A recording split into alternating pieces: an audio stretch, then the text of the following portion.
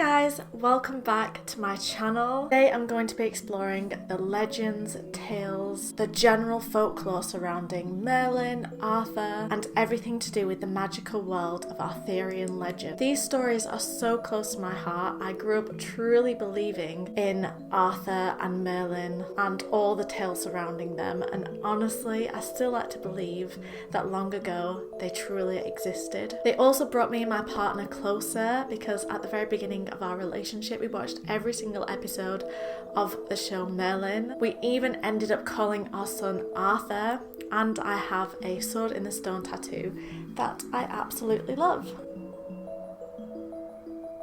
And I also have a sword ring that I wear every single day.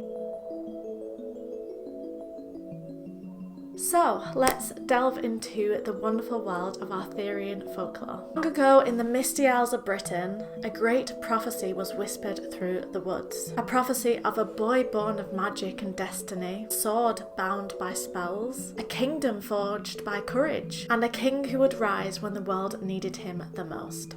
So to begin with, let's start with where it all began.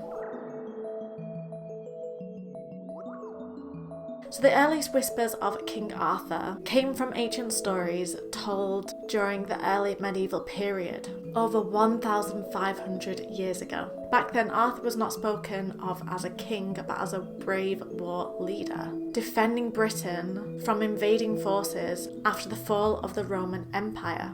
But it was in the 12th century that the legend truly started to take shape. A Welsh cleric named Geoffrey of Monmouth wrote The History of the Kings of Britain. In it, Arthur became a noble king, ruling over a golden age of knights and castles. This is also where Merlin first appears. No longer just a wise man, but also a magical advisor, a prophet, and a master of fate. Then the French poets took over. They added love, magic, and religious symbolism. Lancelot was introduced as Arthur's bravest knight, and also the man Guinevere would fall in love with.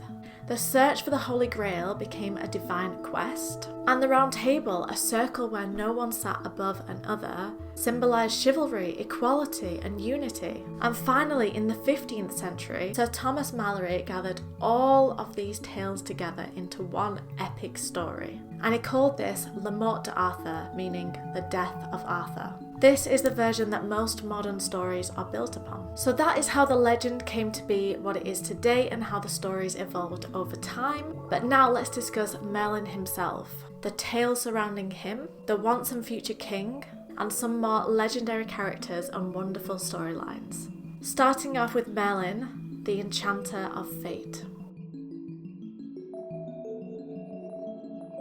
So Merlin is one of the most fascinating, mysterious figures in all of mythology. A character woven from history, druid lore, prophecy, and medieval imagination. Merlin is more than just a wizard. He represents the bridge between the ancient pagan world and the emerging Christian age. A man born of mystery. Some say his father was a demon. Others claim he was a druid who clung to the old magic of the land. He spoke the language of bees, trees, and stars. He could shapeshift, see the future, and disappear like mist. Merlin didn't just guide Arthur, he shaped the entire legend.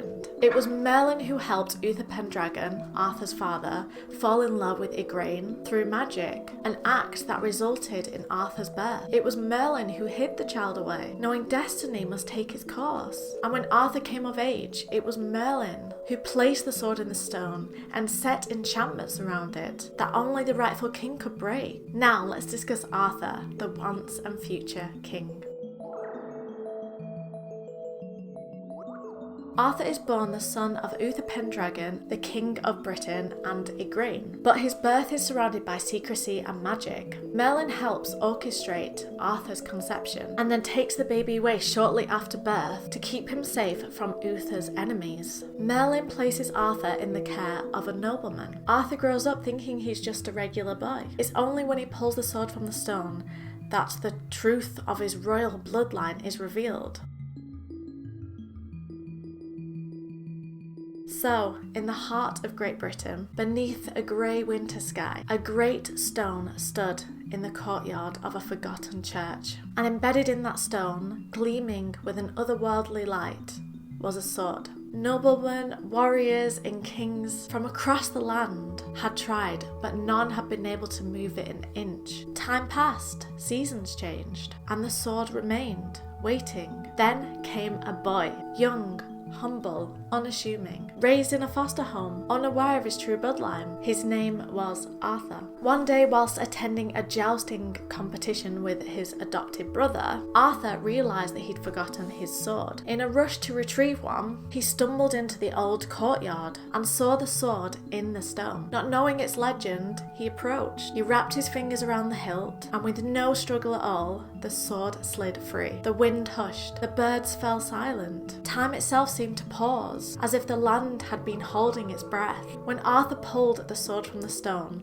he didn't just prove his right to rule, he proves his heart is noble, brave, and pure. As he becomes king with Merlin at his side, he builds Camelot, a city of light, justice, and magic. He marries Queen Guinevere, a woman as wise as she is beautiful, and he gathers the greatest knights in all of the realm to sit at the round table. Lancelot, Gawain, Percival, Galahad, and many more. Arthur is both warrior and peacemaker, a king who dreams of unity and fairness, but the world is not so easily tamed. Now let's step into the shadows and talk about Morgan Le Fay. Arthur's half-sister, born of the same mother, but raised far from Camelot's court. In some tales she is a healer, trained in the ways of magic and herbs. In others she is a powerful sorceress, jealous of Arthur's throne and resentful of Merlin's guidance.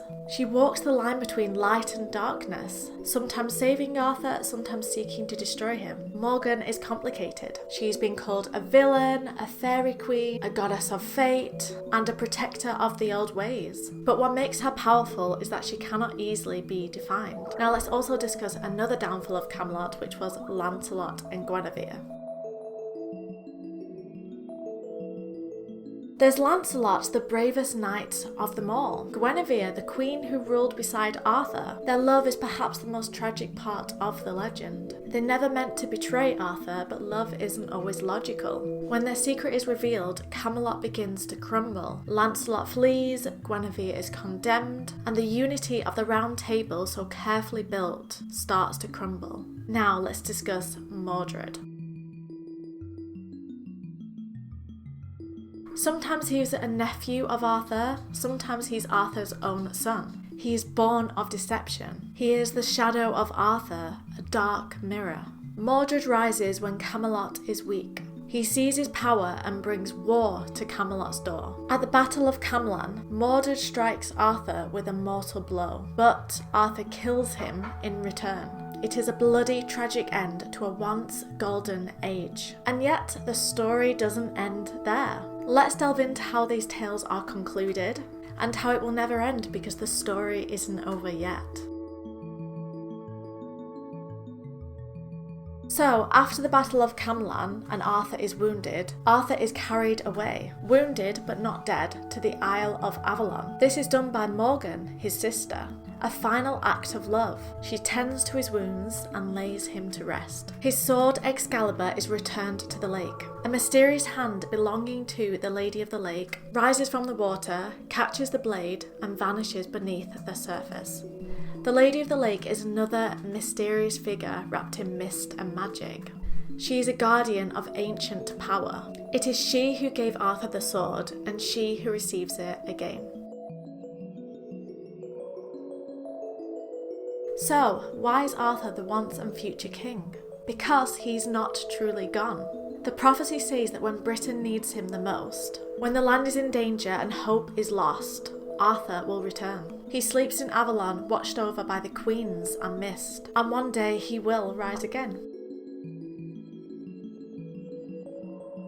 The towers of Camelot have long since crumbled into legend, but the story still lives. There are so many different depictions of the legend, and some of these are in books like The Mists of Avalon, in films like The Sword in the Stone, Excalibur, and King Arthur, The Legend of the Sword.